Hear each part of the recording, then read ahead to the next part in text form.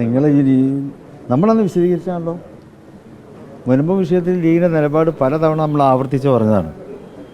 അവിടെ ലീഗ് മുൻകൈ എടുക്കുന്നത് മുൻപത്തെ അവിടെ താമസിക്കുന്ന ആളുകൾ 100-600ഓളം കുടുംബങ്ങളുണ്ട്. ഒരു നിലക്കും അവരെ അവിടെ നിന്ന് കുടിയൊഴിപ്പിക്കുന്നൊരു സാഹചര്യം ഉണ്ടായിക്കൂടാ എന്നുള്ളത് തന്നെയാണ്. ഇത് ലീഗിൻ്റെ മാത്രം അഭിപ്രായമല്ല. ഇത്തരം വിഷയങ്ങളിൽ ലീഗ് എപ്പോഴും സാമുദായിക സംഘടനകളുടെയൊക്കെ അഭിപ്രായം തേടാറുണ്ട്. അതിൻ്റെ അടിസ്ഥാനത്തിൽ എല്ലാ മുസ്ലിം സംഘടനകളെയും നമ്മൾ വിളിച്ചു. നിങ്ങളെല്ലാവരും വന്നാണല്ലോ, വിളിച്ച് അവരുടെയൊക്കെ അഭിപ്രായം കേട്ടു. അപ്പോൾ അവരുടെയും നിലപാട് അത് തന്നെയാണ്. മുസ്ലിം സംഘടനകളുടെ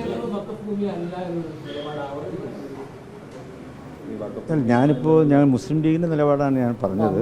നിങ്ങൾ മുസ്ലിം ലീഗിൻ്റെ നിലപാടാണ് എന്നോട് ചോദിച്ചത്. മുസ്ലിം ലീഗിൻ്റെ നിലപാട് ആ കാര്യത്തിൽ ഒറ്റക്കെട്ടാണ്. അതൊരു അഭിപ്രായ വ്യത്യാസമില്ല.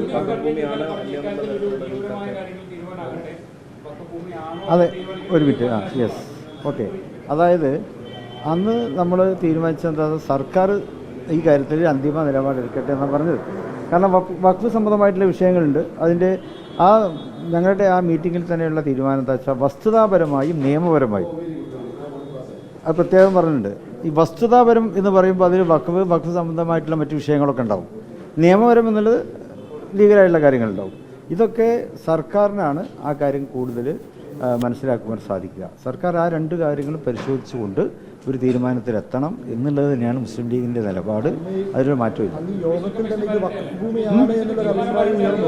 തീർച്ചയായിട്ടും ജുഡീഷ്യൽ കമ്മീഷന് സർക്കാർ വെച്ചിട്ടുണ്ട്. ഞങ്ങൾക്ക് പറയാനുള്ളത് അത് എളുപ്പമാക്കണം എന്നാണ്. ഇത് വൈകുന്നത് കൊണ്ടാണ് ഇങ്ങനെ ഓരോരോ വിവാദങ്ങൾ ഇങ്ങനെ ഉണ്ടായിക്കൊണ്ടിരിക്കുന്നത്. അപ്പോൾ സർക്കാർ ആ കാര്യം ഗൗരവത്തിലെടുത്തിട്ട് എത്രയും പെട്ടെന്ന് ഒരു തീരുമാനത്തിൽ എത്തണം.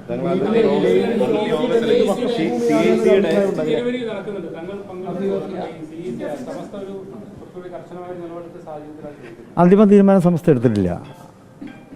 CSCയുടെ കാര്യത്തിൽ സമസ്ത 4 പേരെ ആണ് ഏൽപ്പിച്ചത്.